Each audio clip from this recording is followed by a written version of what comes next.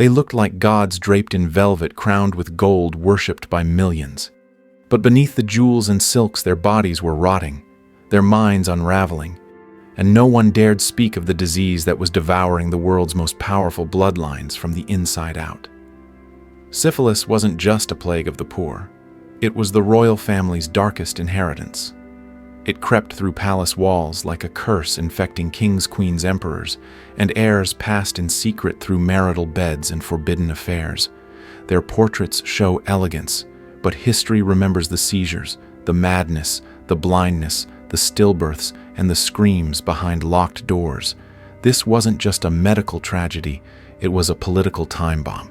Entire empires fell because of what no one wanted to admit, that behind the throne sat a disease no crown could protect against. In this episode, we uncover the hidden epidemic that rotted Europe's royal courts for centuries, and the 5 monarchs who suffered the most.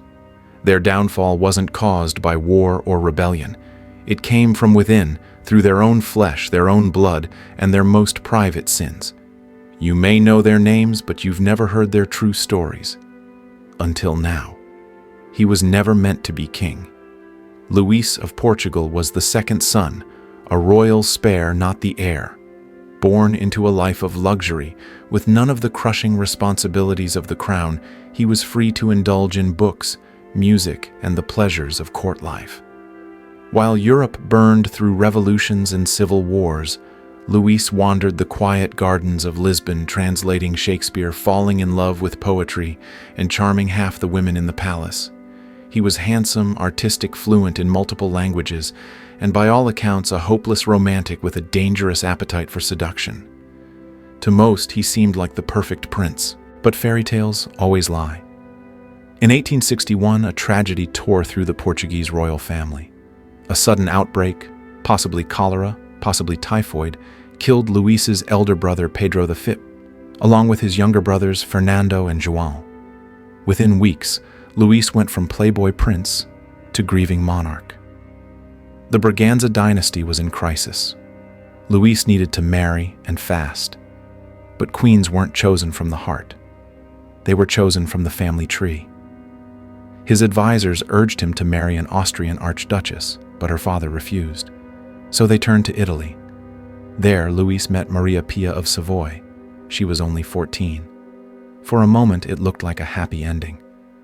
The girl queen adored her new husband. By the time she was 18, she had given him 2 sons and embraced her role with religious devotion. But Luís was restless, and old habits die hard. Behind palace walls, the king resumed his affairs, most infamously with a glamorous stage actress named Rosa de Lima.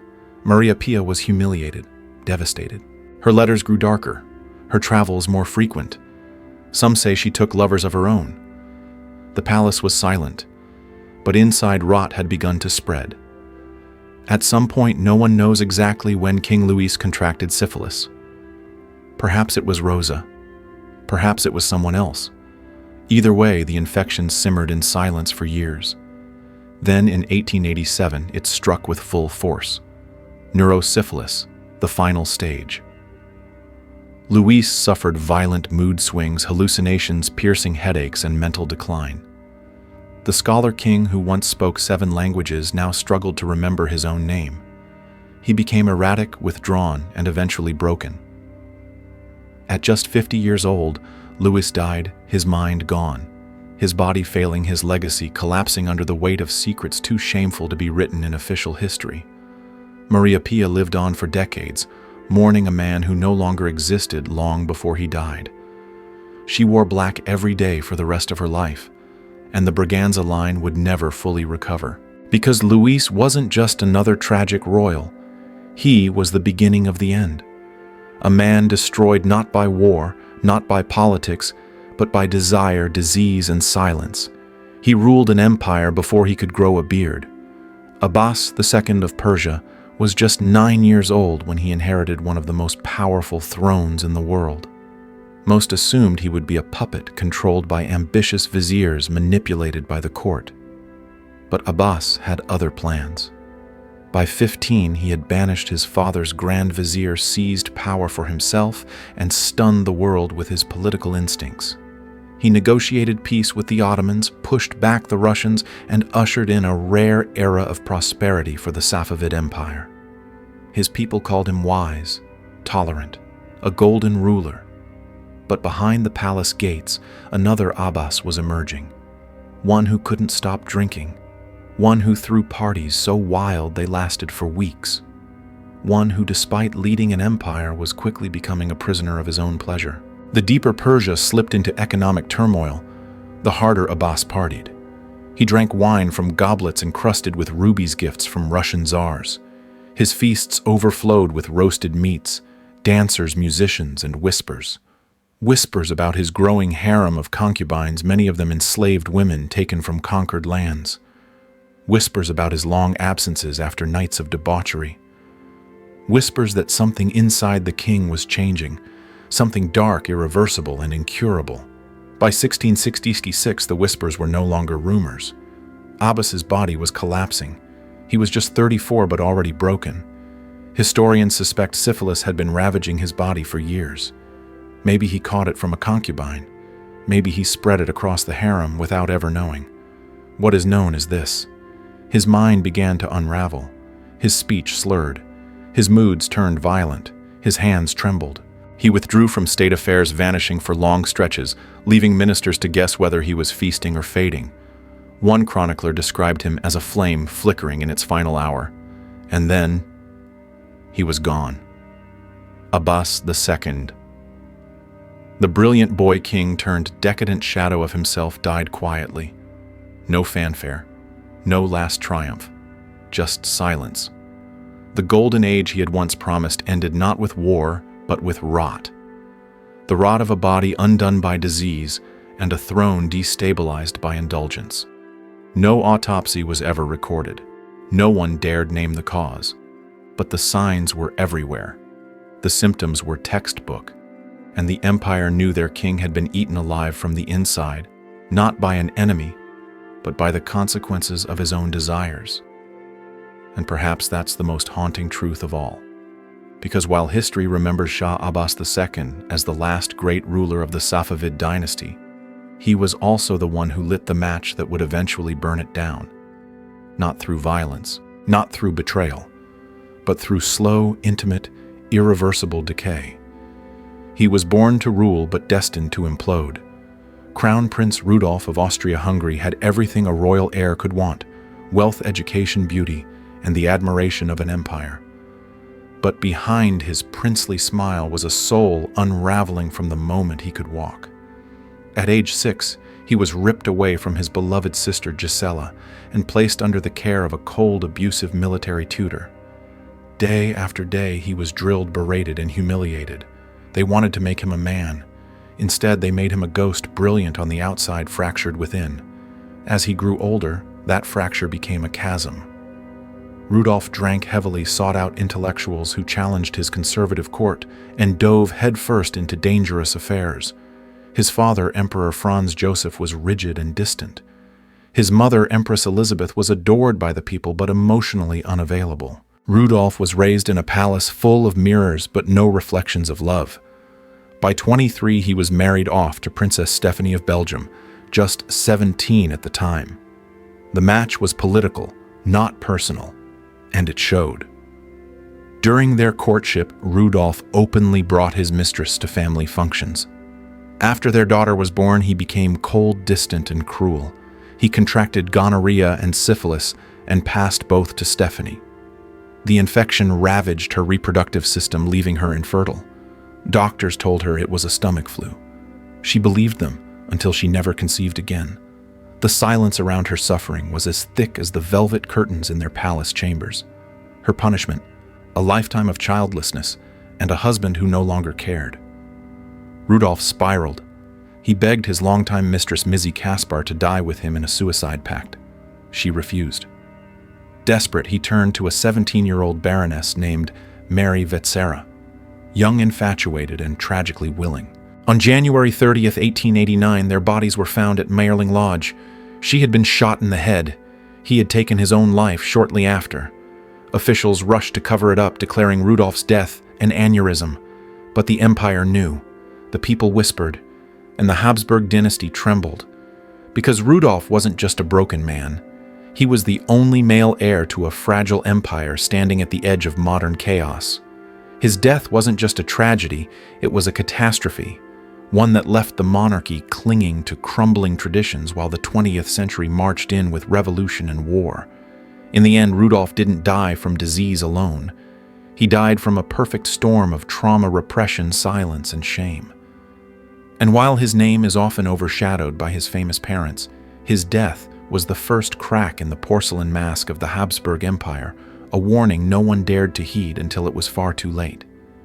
He was the original rock star of English nobility, brilliant, beautiful, reckless, and doomed. John Wilmot, the second Earl of Rochester, didn't just break rules, he made a career out of demolishing them. Born in 1647 to a celebrated war hero, Rochester inherited his title at just 11. By 13, he was already studying at Oxford, where professors declared him a prodigy and a menace. He drank, seduced, dueled, and defied authority with an almost artistic flair. He toured Europe, absorbing the new ideas of the Enlightenment, but also picking up something far darker, a disease that would slowly destroy him from the inside. When he returned to England, King Charles II himself, no stranger to vice, welcomed Rochester into court like a favored son. The Prince of Poetry became the king of debauchery. Women adored him. Men feared him.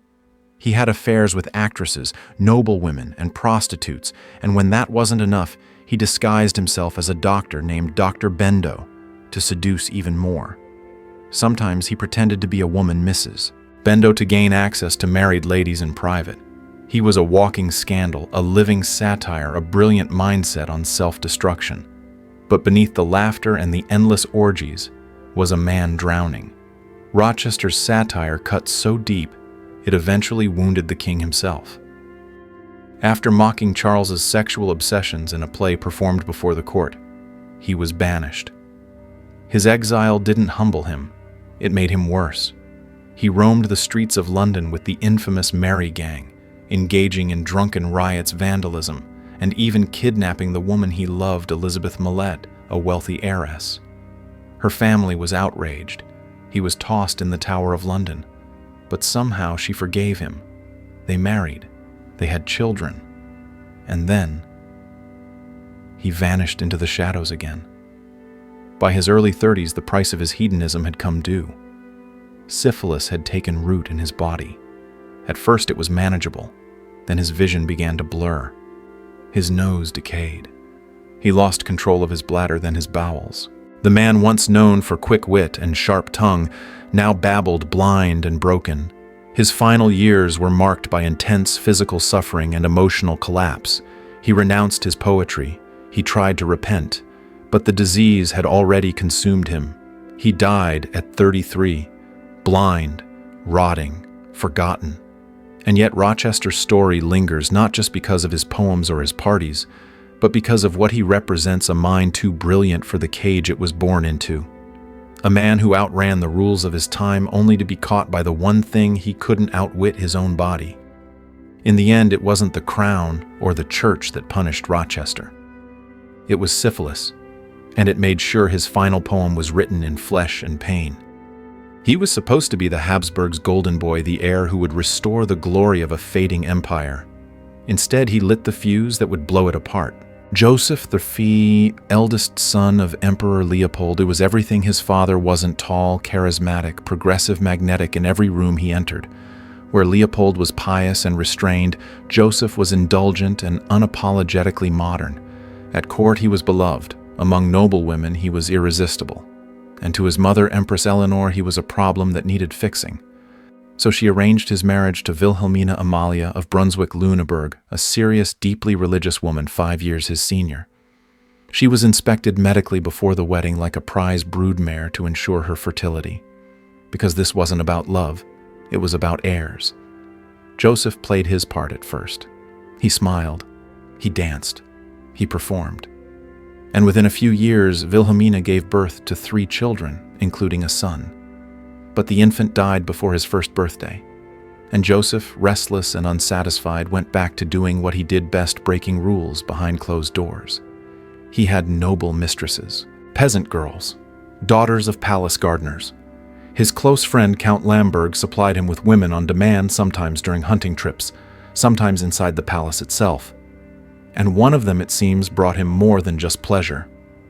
Joseph contracted syphilis quietly, shamefully, devastatingly. But instead of protecting his wife, he passed the disease on to her.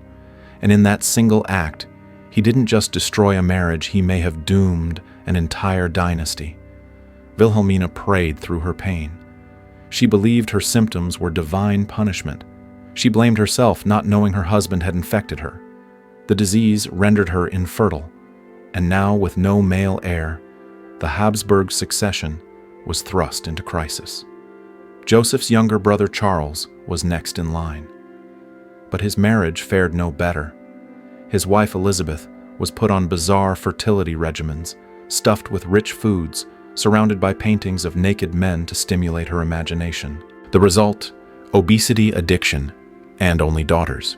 As for Joseph, his personal empire crumbled just as surely as his imperial one. Despite years of military campaigns and the War of Spanish Succession, he won no decisive victories. He expelled Romani people from his lands in a cruel gesture of political frustration. And by the time illness took him at age 32, he was a shadow of the vibrant young emperor he once was. On his deathbed, he promised Wilhelmina that if he lived, he'd finally be faithful. But death saved him from ever keeping that vow. Joseph. I didn't fall in battle. He didn't die a martyr to empire. He died the slow, shame-filled death of a man undone by the very pleasures he believed were his royal right. And with him died the Habsburgs' last real chance at stability, sabotaged not by war or rebellion, but by lust, silence, and a disease no crown could cure.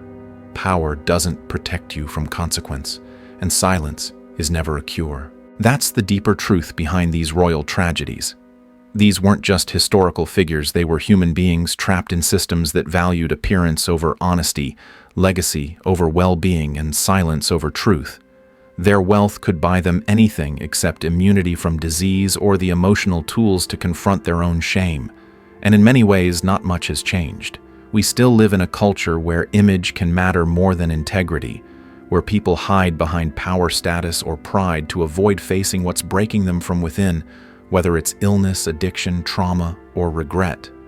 But the stories of these royals are a stark reminder what you ignore in private eventually becomes a public disaster. So, here's the hard truth worth carrying. Ignoring pain doesn't make it go away. Hiding shame doesn't make it harmless. And silence is rarely safety. It's a slow poison. If there's something eating at you physically, emotionally, spiritually, don't do what these kings did. Don't wait for it to destroy everything. Speak. Ask for help. Confront it. Because the cost of denial isn't just personal. Sometimes it's an empire. If this story made you see royalty in a whole new light or made you reflect on the hidden costs of silence, drop a comment below. Which part shocked you the most? Don't forget to save this video so you can come back to it later and subscribe for more untold truths from history's darkest corners. We uncover what others try to bury.